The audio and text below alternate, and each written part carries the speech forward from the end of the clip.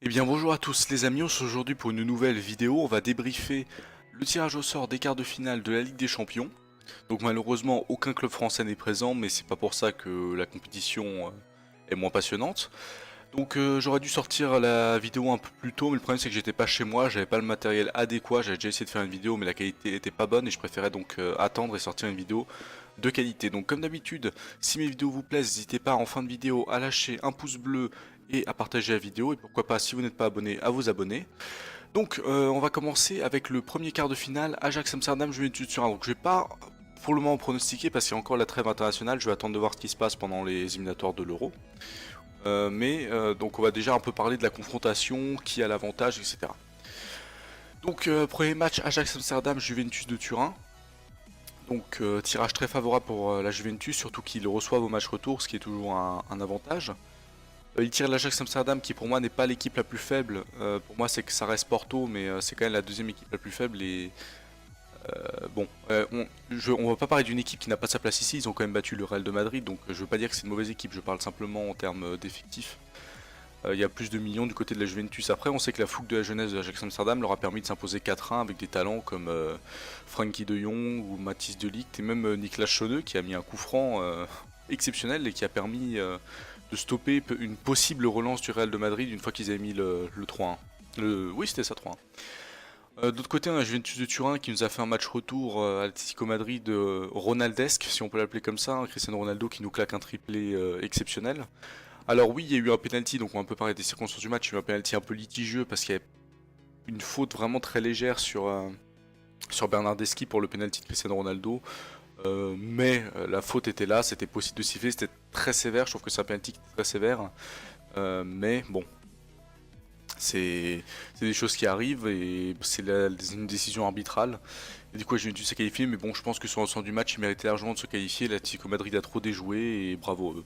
Du coup, ici, je pense que la Juventus devrait passer. Après, comme je dis, on verra au moment où je fais les vidéo pronostics. Après le match aller, est-ce qu'au match retour, on aura toujours le même avis.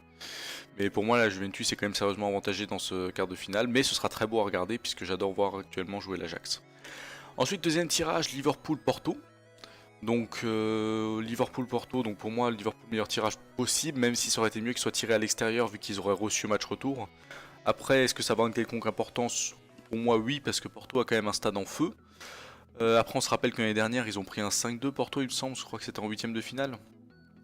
Donc on sait qu'ils ont des grosses difficultés face à Liverpool et c'est compréhensible, c'est pas le même effectif. Même si à Porto on a Marega qui est vraiment exceptionnel en attaque et Alex Telles en défense, Eder Militao.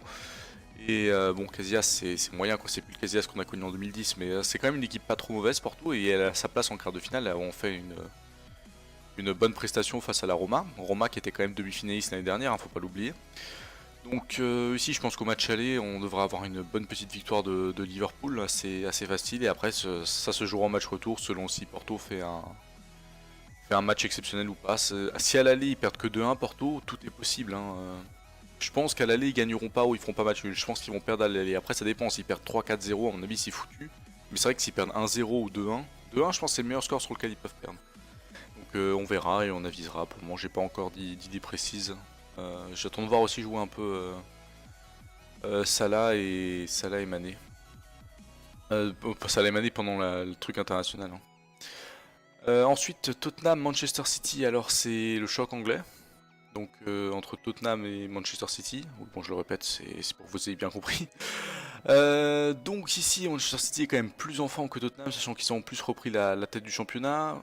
D'ailleurs hier c'était la FA Cup, c'était les quarts de finale, ils étaient menés 2-0 par Swansea, ils ont gagné 3-2. Donc quand même une bonne performance, même s'ils ont été un peu aidés par l'arbitre. De leur côté Tottenham, un très très beau huitième de finale face à Dortmund. On pensait pas qu'ils passeraient, mais après c'est vrai qu'ils sont tombés sur un Dortmund qui était dans une mauvaise phase avec beaucoup de blessés, notamment au match aller. Donc il y a aussi ça qui était positif. Et Tottenham en championnat ça n'avait pas des très très bons résultats. Ils sont sur le point de perdre leur troisième position et donc de passer quatrième du championnat. Ils sont menacés à la fois par Manchester United et par Arsenal, donc et par Chelsea un peu moyennement. Je crois que Chelsea sont revenus pas trop loin non plus de Tottenham. Donc faudra voir s'ils vont se remettre un peu de leur méforme actuelle. Manchester City, gros avantage de recevoir en match retour, hein, ça va quand même être très important.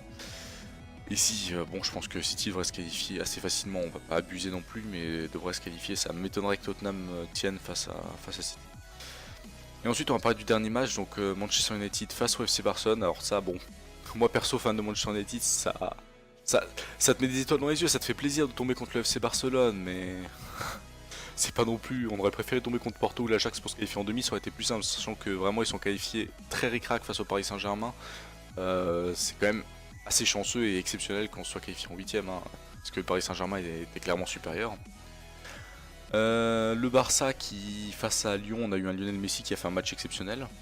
Et bon, si on oublie, il faut occulter un peu le penalty très litigieux et qui n'a pas lieu d'être sur Luis Suarez, la faute de Denayer. Il y a pas de faute en fait de Denayer sur Luis Suarez, c'est Luis Suarez qui marche sur Denayer.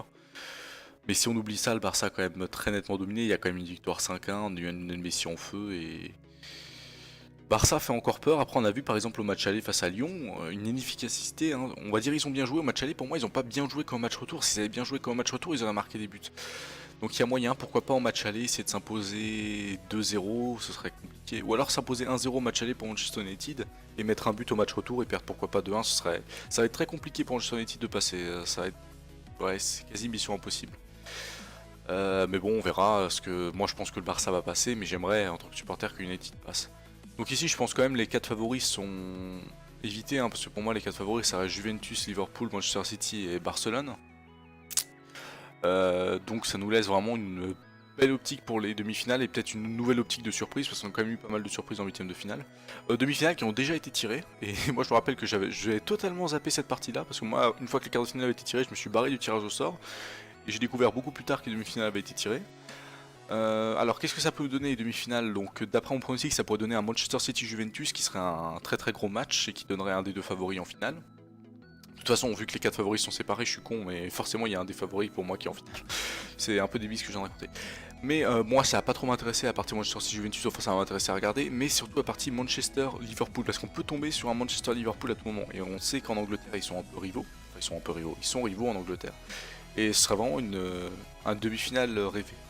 Et je pense clairement que Liverpool va se qualifier, donc ce sera soit Barça Liverpool, soit United Liverpool, mais je rêverais d'un United Liverpool vraiment, mais bon ça on en parlera plus tard, c'est vraiment très très loin encore les demi-finales, tant que les quarts de finale sont pas joués. Je pense qu'on va s'arrêter là, j'ai un peu dit tout ce que j'avais à dire. Donc j'espère que cette petite vidéo vous a plu, comme je vous ai dit en début de vidéo, n'hésitez pas à liker, à partager si ça vous a plu, si vous n'êtes pas abonné, à vous abonner. Plus on est dans le... Non, qu'est-ce que j'allais dire avec le bateau? Non, c'est mieux, plus on est de fou. Plus on est dans le bateau, plus on rit. Non, bah ça marche pas, ça, qu'est-ce que je raconte? Bon, c'est pas grave, on se dit à la prochaine. Ciao, ciao.